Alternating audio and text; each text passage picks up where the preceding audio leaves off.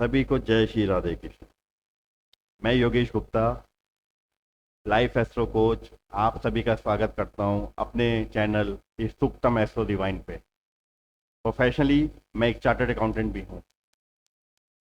दोस्तों, मैं आज समाज में पंचक नक्षत्र से रिलेटेड जो भ्रांतियां फैली हुई हैं, जो भ्रम फैले हुए हैं, उनको आपके साथ दूर करने का प्रयास करना चाहता हूं। बेसिकली पंचक नक्षत्र क्या है? टोटल ज्योतिष गणित के अनुसार 27 नक्षत्र हैं। जो लास्ट के 5 नक्षत्र हैं, धनिष्ठा, शतभिषा, पूर्व भाद्रपद, उत्तर भाद्रपद, रेवती, ये नक्षत्र पंचक नक्षत्र कहलाए जाते हैं। बेसिकली चंद्रदेव इन नक्षत्रों में भ्रमण करते रहते हैं और एक नक्षत्र में करीब एक दिन भ्रमण करते हैं। तो जब चंद्रदेव इन 5 नक्षत्रों में भ्रमण कर रहे होते हैं तो उनको पंचक नक्षत्र या पंचक भी कहा जाता है। ये जो नक्षत्र हैं 5, ये बेसिकली कुंभ और मीन राशि में पड़ते हैं। शास्त्रों में कुछ कार्य इनमें वर्जित कहे गए हैं, जैसे कि दक्षिण दिशा की यात्रा नहीं करनी चाहिए, या आपको लकड़ी इकट्ठी नहीं करनी चाहिए, या चारपाई नहीं बनवानी चाहिए। अब आज के डेट में या चारपाई तो कोई नहीं बनवाता, तो आप उसको फर्नीचर से कोरिलेट कर सकते हैं कि फर्नीचर नहीं बनवाना चाहिए, और छत नहीं डालनी चाहिए, यानी लेंटर नहीं डालना चाहिए।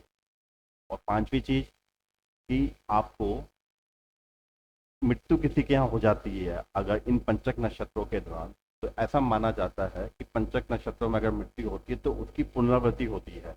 तो वो पुनरावृत्ति ना हो तो उस शव के साथ पुतले जलाने का विधान है। तो अगर शतभिषा में किसी का मृत्यु हुई है किसी के यहाँ, तो 5 पुतले जलाने का विधान है। ऐसे क्रम वाइज हम नीचे करते जाएंगे, तो लास्ट वाले में अगर रेवती में है तो 1 पुतला जलाने का विधान है।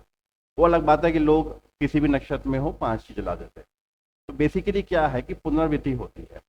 अब आप एक चीज समझिए कि जो लास्ट के जो 3 नक्षत्र हैं, पूर्व भाद्रपद, उत्तर भाद्रपद और रेवती, ये मीन राशि में पड़ते हैं, जो गुरु भगवान की राशि है।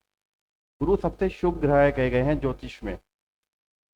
तो अगर पुनरावृत्ति की बात की जाए, तो अगर इस दौरान कोई आदमी अपने घर में शादी करता है, तो इसका मतलब क्या हुआ कि वो भी पुनरावृत्ति होगी।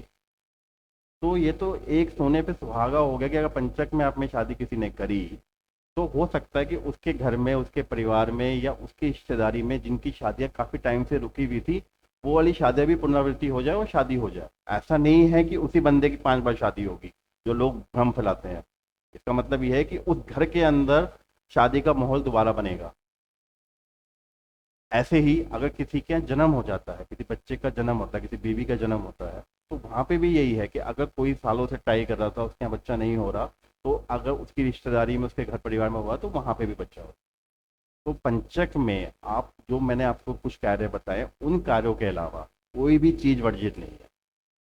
सारी चीजें अलाउड है। आप कोई भी तरह की खरीदारी करना चाहें, कोई भी नया कपड़ा खरीदना चाहें, सब अलाउड है।